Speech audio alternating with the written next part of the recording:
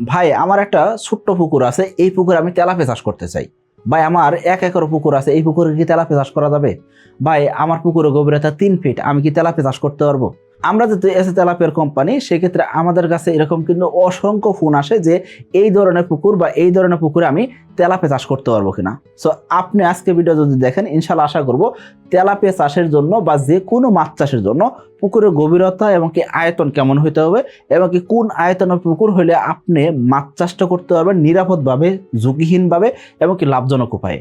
আমাদের অসংখ্য এসে তেলাপিয়া খামারি ভাই আমাদের নিয়ম কানুন অনুযায়ী মাছ চাষ করতেছেন এবং কি তারা সঠিক পদ্ধতিতে মাছ চাষ করার কারণে তারা কিন্তু আজকে লাভজনকভাবে মাছ চাষটা করতে পারতেছেন। সো আপনি যদি সফল খামারি হইতে চান, সেক্ষেত্রে আমি বলবো আপনি ভিডিওটা শুরু থেকে শেষ পর্যন্ত দেখেন। সর্বপ্রথম যে প্রশ্নটা আসে সেটা কি, তেলাপিয়া চাষের জন্য পুকুরের আয়তন কেমন হইতে হবে।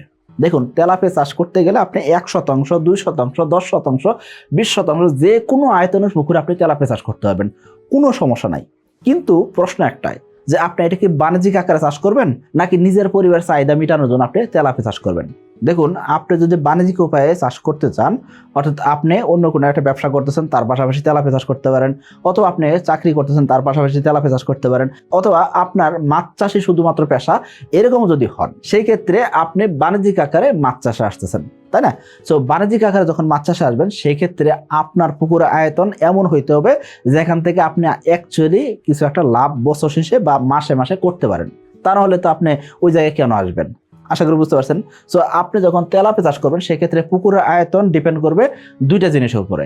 আপনি আসলে কোন পারপাসে বা কোন কারণে তেলাপিয়া চাষ করবেন, আর দ্বিতীয় বিষয় হলো আপনি কতদিন পর পর মাছ বিক্রি করতে চান। এই দুইটা জিনিসের উপর ডিপেন্ড করে আপনার পুকুরের আয়তন নির্ধারণ করতে হবে। তার মানে আপনার নিজের পরিবার চাহিদা মেটানোর জন্য বা আপনার আত্মীয় স্বজনরা কিছু মাছ দিবেন, এরকম চিন্তা ভাবনা করে বাড়ির আশেপাশে 2%, 5% পুকুর আছে, এরকম পুকুরে তেলাপিয়া চাষ করতে চান, সেই ক্ষেত্রে আপনি চাষ করতে পারবেন, কোনো সমস্যা নাই। কিন্তু আপনি যদি বাণিজ্যিক আকারে মাছ চাষ করতে চান, অর্থাৎ আপনার বাণিজ্যিক আকার মাছ চাষ মানে কি, আপনি এখানে টাকা ঢালবেন আপনি এবং টাকা চাইতেছেন একদম 4 মাস 5 মাস পর পর আপনার টাকা লাগবে, এরকম টার্গেট যদি হয়, অর্থাৎ 2 লাখ, 5 লাখ, 10 লাখ, 20 লাখ, 1 কোটি, 2 কোটি এরকম টাকা ঢালতেছেন যখন, সেক্ষেত্রে আপনার অবশ্যই বাণিজ্যিক আকারে মাছ চাষ আসতেছেন। এই ক্ষেত্রে আপনার পুকুর আয়তন কমপক্ষে যেটা হইতে হবে কি 33% হইতে হবে। 33% নিচে পুকুর হলে এইসব পুকুরে বাণিজ্যিক আকারে তেলাপিয়া চাষে আপনি সফল হইতে পারবেন না বা তেমন একটা লাভ হয় না।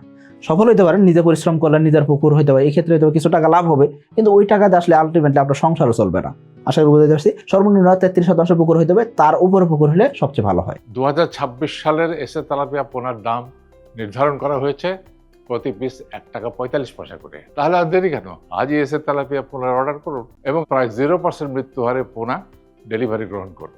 এখন আবার দ্বিতীয় যে প্রশ্ন, সেটা কি, আপনি কি সাইজ করে মাছ বিক্রি করতে চান।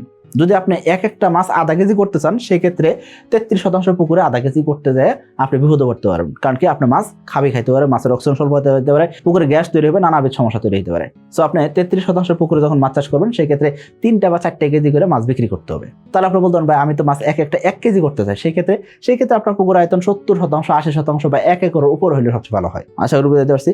সো আপনার এলাকায় কি সাইজের তেলাপিয়া বিক্রি হয়, ওই অনুযায়ী আপনাকে চিন্তা ভাবনা করে আপনার পুকুর আয়তন নির্ধারণ করতে হবে। আশা করি বুঝতে পারছি। এখন আপনি বলতেন ভাই আমি তেলাপিয়া চাষ না অন্য কোনো মাছ চাষ করতে চাই, সেক্ষেত্রে পুকুর আয়তন কি হতে হবে। সেক্ষেত্রে একই জিনিস, আপনি যদি বাণিজ্যিক আকারে আসেন, লাভের আশায় আসতেছেন, সো লাভের আশায় যখন আসবেন, সেক্ষেত্রে আপনি অবশ্যই 50%, 40% পুকুর নিয়ে আসবেন। এর নিচে পুকুরগুলোতে আসলে ওইরকম করে লাভ করা যায় না। আশা করি বুঝতে পারছি। আর 40%, 30% পুকুরে আপনি যখন একটা লেবার দিয়ে চাষ করতে চাইবেন, সেক্ষেত্রে তো লাভ বেরিয়ে হবে না, মানে লাভ করা অসম্ভব প্রায় হয়ে যাবে। আশা করি আমি আপনাকে বুঝাইতে পারছি। এখন আসেন, এই তেলাপিয়া চাষ করবেন, সেক্ষেত্রে পুকুরের পানির গভীরতা কতটুকু হইতে হবে। দেখুন, তেলাপিয়া চাষ কেন, যে কোনো মাছ চাষের ক্ষেত্রে আমরা সচরাচর 3 ধরনের পুকুর দেখে থাকি। 1 নম্বর কি আদর্শ পুকুরের গভীরতা বা আদর্শ পুকুর, 2 নম্বর কি অধিক গভীর পুকুর, 3 নম্বর হলো কি কম গভীর বা অগভীর পুকুর। এই 3টা জিনিস কিন্তু আমরা মাছ চাষের ক্ষেত্রে পুকুরের গভীরতাটা আমরা দেখে থাকি। আমরা একটু শেষের দিক থেকে শুরু করবো, সেটা কি কম গভীর বা অগভীর পুকুরে তেলাপিয়া চাষ করা যাবে কিনা বা মাছ চাষ করা যাবে কিনা। দেখুন, আপনি যখন মাছ চাষ করতেছেন, সেক্ষেত্রে আপনি বাণিজ্যিক আকারে যখন চাষ করবেন, সেক্ষেত্রে অগভীর পুকুরে তেলাপিয়া কেন যে কোনো মাছ চাষ করতে আমরা নিষেধ করে থাকি। এখন আপনি বলতে পারেন ভাই অগভীর পুকুর বলতে কি বোঝাইতেছেন। অগভীর পুকুর বলতে বোঝাইতেছি যেগুলো পানিতে হাঁটু পানি থাকে, অথবা আপনার জমিটা নিচু জমি, জাস্ট আপনি পার বেঁধে দিচ্ছেন, 2 ফিট 2.5 ফিট পানি থাকে, এইসব পুকুরগুলোকে বলা হইতেছে অগভীর বা কম গভীর সম্পন্ন পুকুর।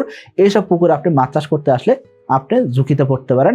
এই জিনিসগুলো আপনাকে মাথায় রাখতে হবে। আপনি বলতেন ভাই আমি যদি রেনু চাষ করি, সেক্ষেত্রে রেনু চাষের ক্ষেত্রে আমরা বলে থাকি 3.5 ফিট 4 ফিট পানি রাখতে। আপনি বলতেন ভাই কেন? কারণ কি এই যে যখন গরম পড়ে তখন দেখা যায় কি 2 ফিট 2.5 ফিট পানিতে দূরের কথা, 4 ফিট গভীর যে পুকুরগুলো আছে এইসব পুকুরের পানিও গরম হয়ে যায়, অর্থাৎ মোটামুটি 2 ফিট 2.5 ফিট পানি গরম হয়ে যায়। আশা করি বুঝতে পারছি যে যাদের পুকুর গভীরতা 4 ফিট তাদের পুকুর পানিও গরম হয়ে যায়, অতিরিক্ত গরম হয়ে যায়। তো আপনার পুকুর যদি অগভীর হয় 2 ফিট 2.5 ফিট 1.5 ফিট পানি হয়, এইসব পুকুরে মাছ চাষ করতে গেলে একটু ঝুঁকিতে পড়তে হবে।